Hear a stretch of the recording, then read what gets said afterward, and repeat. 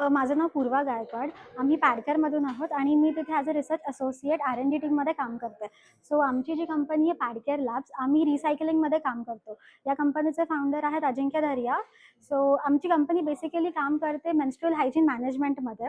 तर इथे आम्ही असं काम करतो की सॅनिटरी पॅड्स जे काही फिमेल्स मेन्स्ट्रुएशन किंवा पाळीमध्ये वापरतात, तर त्या पॅड्सला आम्ही रिसायकल करतो. आता जर का बघितलं आपण तर हे पॅड्सचं डिस्पोजल मेथड जर का बघितली तर फक्त लँडफिल्स आणि सेकंड वन आहे इन्सिनरेशन, एवढेच आहेत. आणि लँडफिल घेतलं किंवा इन्सिनरेशन घेतलं, ते दोन्ही पण एन्व्हायरमेंटसाठी खूप हार्मफुल आहे. इन्सिनरेशन कार्बन एमिशन खूप जास्त करतं, वेराज लँडफिल जे आहे ते खूप स्पेस ऑक्युपाय करतं. तर याचा अल्टरनेटिव्ह आणि एक चांगला सस्टेनेबल ऑप्शन म्हणजे रिसायकलिंग. सो रिसायकलिंगमध्ये आम्ही करतो काय, तर आमच्याकडे ॲक्च्युली वेंडिंग मशीन आणि बिन्स हे दोन प्रॉडक्ट्स आहेत. तर वेंडिंग मशीन हा जो प्रॉडक्ट आहे याच्यामधून तुम्ही सॅनिटरी पॅड्स यूज करू शकता during menstruation.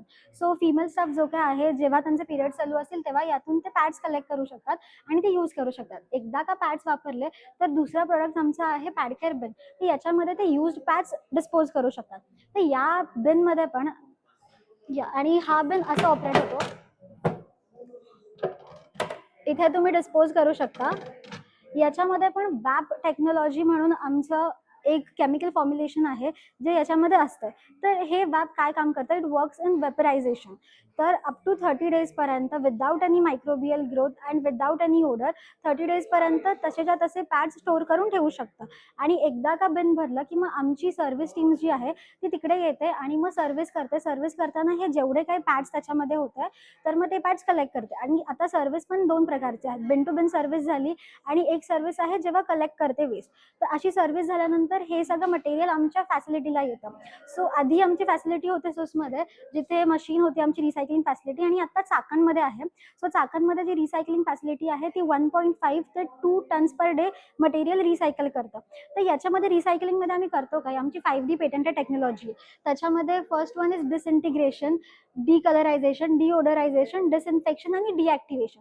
So deactivation is the major part. याच्यामध्ये होतं काय की जे सुपर अब्झॉर्बंट पॉलिमर जे प्रेझेंट आहे कुठल्याही अब्झॉर्बंट हायजीन प्रॉडक्टमध्ये, तर त्याला आम्ही डिॲक्टिवेट करतो. एकदा का ते डिॲक्टिवेट झालं की मग आमची पुढची जी प्रोसेस आहे ते करायला ते युजफुल होतं. त्याच्यामध्ये मग हे 5D प्रोसेस झाल्यानंतर आम्हाला हे दोन मटेरियल मिळतात. फर्स्ट वन इज प्लास्टिक आणि second one is cellulose. So हे जे प्लास्टिक आहे हे दोन्ही प्लास्टिक आणि सेल्युलोज एक्स्ट्रॅक्ट करतो.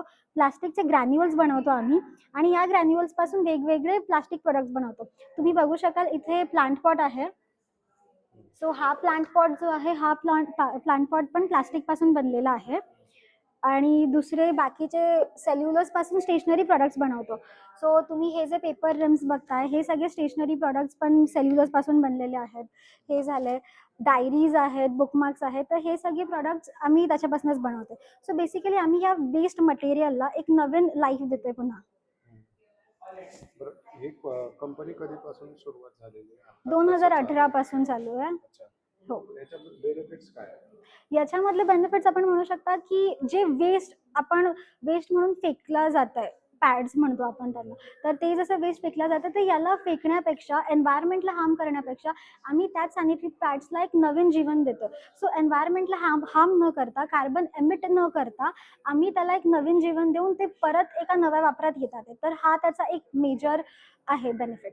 आता हे कुठं कुठं यूज केलं जातं? हे यूज केले जात, हे वेगवेगळ्या, जसे की आपण स्टेशनरी आयटम्स बघू शकतो. तर हे स्टेशनरी आयटम्स आमच्या वेबसाईटवरती अवेलेबल आहेत आणि ते आपण रेग्युलरली यूज करू शकतो कुठलेही स्टेशनरी आयटम.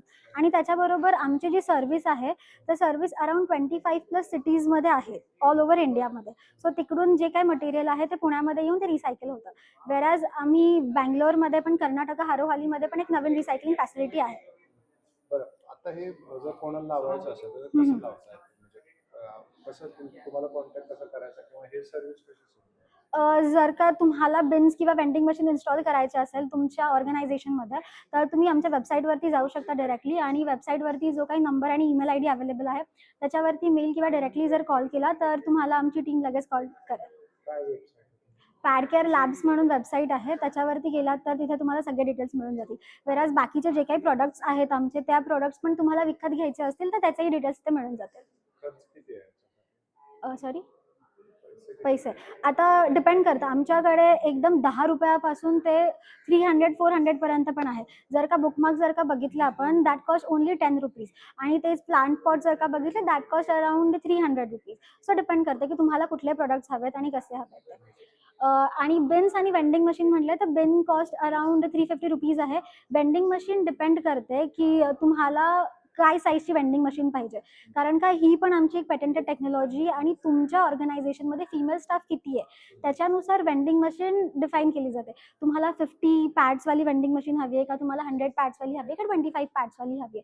सो त्या हिशोबाने तुम्ही एकदा कॉन्टॅक्ट केला की तुम्हाला ते डिटेल्स दिले जातील. थँक्यू.